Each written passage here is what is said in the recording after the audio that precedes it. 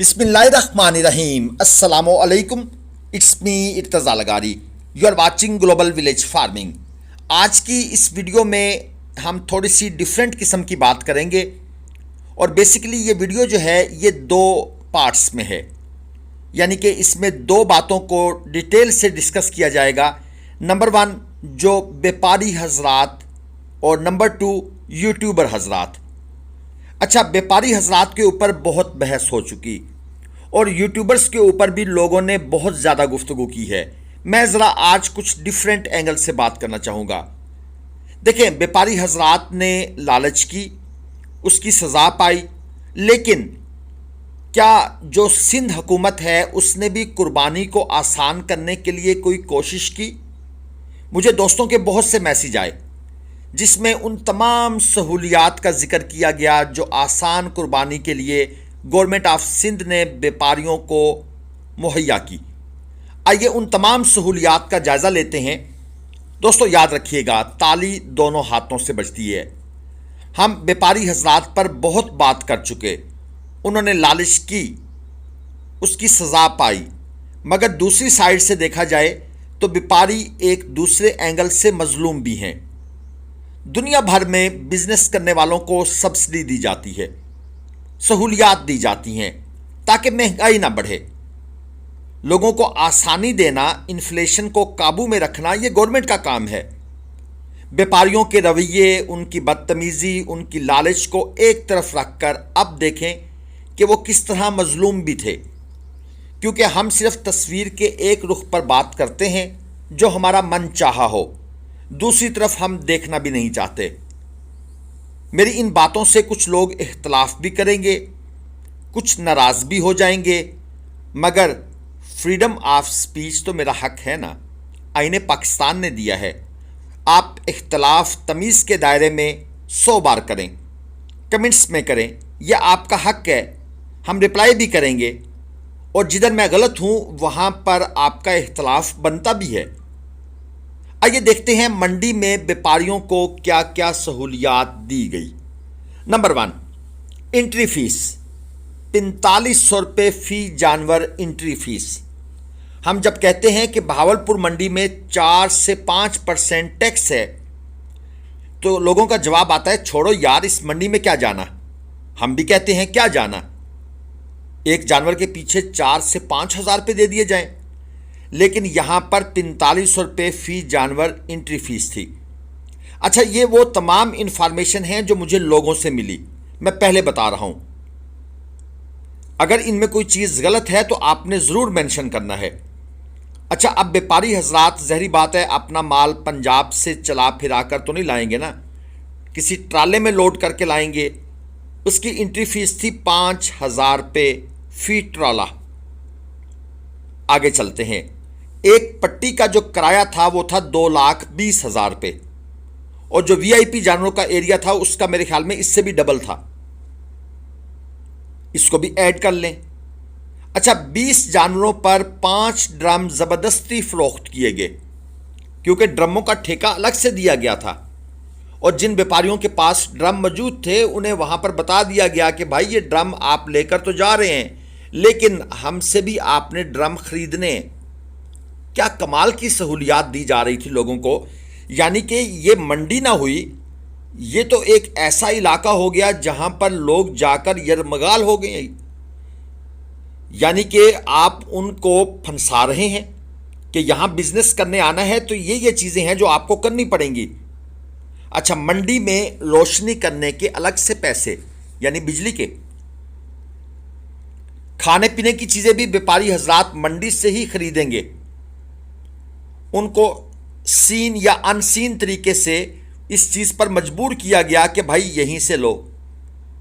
अच्छा, चारे वगैरह के बारे में भी आप मंडी इसके बाहर से नहीं ला सकते। और एक और चीज़ कि जिन लोगों ने जानवर ख़रीदे हैं, मेरे ख्याल में वो जब जानवर बाहर लेके जा रहे थे तो उनसे भी 500 रुपये की एक पर्ची वसूल की गई।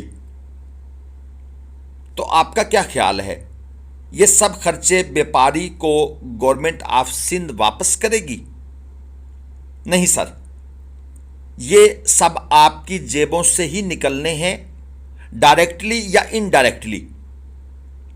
एक व्यापारी साहब का कहना था कि मेरा 40 जानवरों पर 17 लाख रुपए खर्च आया। सुनने में ये बहुत बड़ी अमाउंट लगती है, लेकिन जो ऊपर वाले खर्चे हैं अगर उनको ही इन 40 जानवरों के साथ मिलाया जाए तो अच्छी खासी अमाउंट वो बन जाती है। फिर व्यापारी हजरात अकेले नहीं आते, वो जिस ट्राले पर आते हैं उसका किराया भरते हैं, जो माल वापस लेकर गए हैं उसका भी किराया पे करेंगे, और फिर वहाँ पर जो 4-5 लोग रह रहे होते हैं उनके खर्चे, ये अच्छी खासी अमाउंट बन जाती है। चलो, व्यापारियों से इतना तो आपने ले लिया, अब आप ये तो कर दें कि जो मंडी में लोग आ रहे हैं कराची के शहरी, उनके लिए एंट्री तो फ्री कर दो, ताकि ये जो हमने इतना बड़ा एक लूट मार का बाजार सजाया है, इसमें जो लोग आए हैं अपना माल बेचने के लिए, यहाँ पर कोई रश तो हो। लेकिन मंडी में आपने इंटर होना है तो मोटरसाइकिल का अलग से पास बनवाएं, और उसके बाद आप जो है मतलब गाड़ी पर तशरीफ़ ला रहे हैं तो उसका भी एक अलग से पास बनवाएं। तो भाइयों, ये कुर्बानी को आसान करने की कोशिश बिल्कुल भी नहीं थी। साल में एक बार मौका आता है, अगर आप कुर्बानी को वाकई ही आसान बनाना चाहते हैं, लोगों को सहूलियात देना चाहते हैं, तो मेरे ख्याल में व्यापारी हजरात इस मामले में मजलूम ठहरे। अब बात करते हैं दूसरे एंगल की। लोग यूट्यूबर्स पर भी बहुत तनकीद कर रहे हैं, बिल्कुल जायज़ तनकीद कर रहे हैं। मैं खुद यूट्यूबर होने के बावजूद भी इस बात को एडमिट करता हूं, लेकिन यहां पर चंद बातें आपके गोशगुजार करना चाहूँगा। जो लोग घर में सगे भाई पर यकीन नहीं करते, वो यूट्यूबर पर फ़ौरन यकीन कर लेते हैं। क्यों भाई? ये सोशल मीडिया की पावर है। क्या वो इतने बड़े इन्फ्लुएंसर हैं? इनमें से तो कुछ लोग मैट्रिक पास भी नहीं होते, कुछ बिल्कुल जाहिल होते हैं। मैं चंद बिल्कुल जाहिल यूट्यूबर्स को भी जानता हूं। वो अपना माल सेल कर रहे हैं और धड़ाधड़ सेल कर रहे हैं।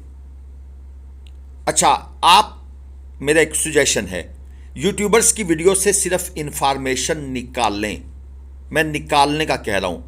अपनी अकल को इस्तेमाल करके वीडियो को असेस करें और उसके बाद आप उसमें से इंफॉर्मेशन निकालें, मगर यूट्यूबर से इंफॉर्मेशन ना लें।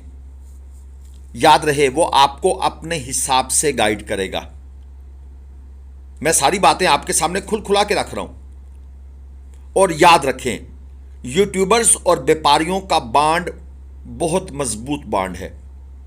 आप ठहरे उसके सामने कच्ची मट्टी और वो बांड है कंक्रीट का, तो भाई फिर नुकसान किसका होगा? आपका ही होगा। अच्छा, कराची और पंजाब में जिन यूट्यूबर्स ने अपने फार्म बनाए हुए हैं,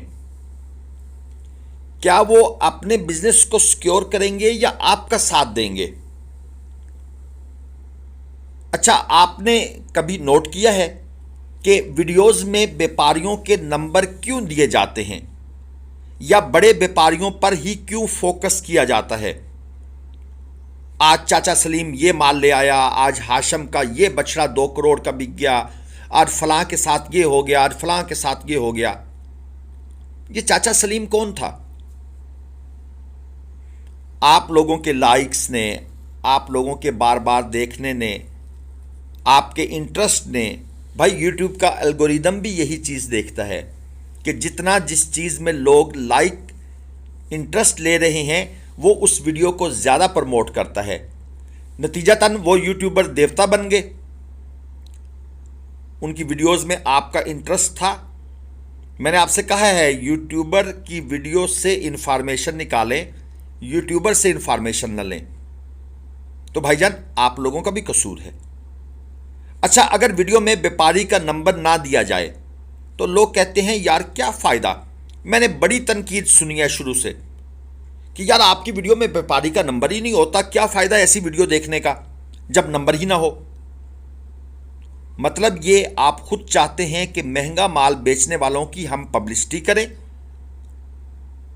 और उनके नंबर पूरी दुनिया में पहुंचाएं, लोग उनसे राब्ता करें, और जिनके पास पैसा है, जो मंडी नहीं जाना चाहते, वो ऑनलाइन महंगा जानवर खरीद कर सारी मंडी का सत्यानाश कर दें। जब एक व्यापारी मंडी में आकर कहेगा कि मैंने भाई ऑनलाइन जानवर 16 लाख का बेच दिया है, अगला कहेगा भाई तेरी तो 5.5 लाख की खरीद थी, वो कहेगा मुझे मिल गया था एक बेवकूफ़। अब उस बेवकूफ़ ने उससे राब्ता कैसे किया? उस फ़ोन नंबर के थ्रू। लेकिन आप लोग ये चाहते हैं कि भाई वीडियो में यूट्यूबर, भाई आप नंबर क्यों नहीं दे रहे? कमाल करते हैं, क्या फ़ायदा ऐसी वीडियो देखने का? अच्छा, अगर नॉर्मल माल दिखाएं तो भाई ये क्या कचरा दिखा रहे हो? खूबसूरत जानवर क्यों नहीं दिखाते? भाई खूबसूरत तो फिर वही अबलक नुकरे गुलाबी होते हैं। आप खुद पहले बैलेंस हो जाएं। यूट्यूबर का कसूर है, 100% कसूर है। मैं फिर से कह रहा हूं, ऑनलाइन से गुरेज करें, यूट्यूबर्स पर यकीन मत करें, उनकी वीडियो से इंफॉर्मेशन निकालें और टाइम निकालकर मंडी आएं और मंडी से डायरेक्ट माल का सौदा करें। जहां पर समझ आती है खरीदें, महंगे को इनकार करें। एक चक्कर लग जाएगा, कोई मसला नहीं। फिर जब आपको यूट्यूबर की वीडियो से इंफॉर्मेशन मिले कि मंडी डाउन हो रही है, वही इंफॉर्मेशन आपने निकालनी है। आप मंडी जाएं और माल खरीदने की कोशिश करें। लेकिन अगर इस साल, याद रखिएगा मैं फिर से बोल रहा हूं, अगर इस साल आप लोगों ने महंगे जानवरों पर फोकस किया तो ये साल फार्मर रोएगा। व्यापारी आपसे एंड पर आकर जब आप माल तैयार करके खड़े होंगे ना कि ये मेरा नुकरा है 8 लाख का, ये मेरा गुलाबी है 9 लाख का, ये मेरा अबलक है 12 लाख का, व्यापारी कहेगा सॉरी, इसको खुद बेचो, मैं नहीं लेके जाने वाला कराची, उनके लिए ये वाला साल काफ़ी हो गया है।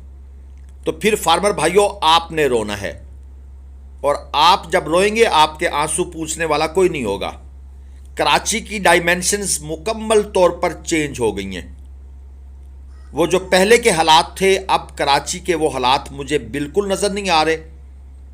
और जो बंदा ज़रा एनालिसिस करता है, चीज़ों को समझता है, लोगों से बातचीत करता है, मारूजी हालात को जहन में रखता है, उसको समझ आ गया है कि कराची की डायमेंशंस चेंज हो गई हैं। तो अपनी जो फार्मिंग है, आप अपनी डायमेंशंस चेंज करें। मैं एक नेक्स्ट वीडियो आप लोगों के लिए बनाऊंगा अनकरीब इंशाल्लाह, जिसमें मैं आपको एक मीडियम क्वालिटी का बछड़ा, उसको पालकर 6 से 7 महीने या 4 से 5 महीने उस बछड़े में से 30, 40, 50 हज़ार रुपये तक कैसे कमाया जाता है, वो मैं आपको इन्फॉर्मेशन सारी दे दूंगा। तो आप 30 जानवर पालकर 30,000 के हिसाब से 9 लाख, 40,000 के हिसाब से 12 लाख और 50,000 के हिसाब से 15 लाख रुपए, इस पर इक्तफा कीजिए। जायज़ और हलाल की रोज़ी कमाइए, बजाय इसके कि आप 15-15 लाख रुपए एक जानवर में से निकालने की कोशिश करें। अभी थोड़ी देर पहले मैं एक भाई का मैसेज सुन रहा था कि पिशावर मंडी के अंदर एक बछड़ा जिसकी कीमत खरीद 14 लाख रुपए थी, उस बछड़े की उस भाई ने डिमांड की 70 लाख रुपए। उस बंदे को 28 लाख लगा, यानी कि 14 लाख की खरीद के बाद उसको 14 लाख प्रॉफिट भी मिल रहा था। उस बंदे ने नहीं दिया, वो बछड़ा वापस आया और अब वो बछड़ा, उसके बारे में रिपोर्ट है कि वो बछड़ा शदीद बीमार है। तो मेरी बातें शायद आपको समझ आ जाएं और शायद आपको समझ ना आए। हमारी कोशिश होती है कि आप दोस्तों को straight forward to the point सारी इन्फॉर्मेशन दे दी जाए। वीडियो अगर आप दोस्तों को हमारी समझ आती हैं, पसंद आती हैं, तो चैनल को आपने सब्सक्राइब करके ये हमें फेवर देनी है। आप दोस्तों की सपोर्ट है जिसकी वजह से हम 1,39,40,000 सब्सक्राइबर्स पर पहुँचे हुए हैं। अल्लाह का बड़ा शुक्र है, हमारे लिए ये भी बहुत है। लेकिन फिर भी एक ख्वाहिश तो होती है ना कि लोग हमें भी सपोर्ट करें। तो आप लोग हमें सपोर्ट करें। आपकी चाहत का, आपकी मोहब्बत का बेहद शुक्रिया। अगली वीडियो में फिर मुलाकात होगी। अल्लाह हाफिज़। पाकिस्तान जिंदाबाद, पाकिस्तान पाइंदाबाद।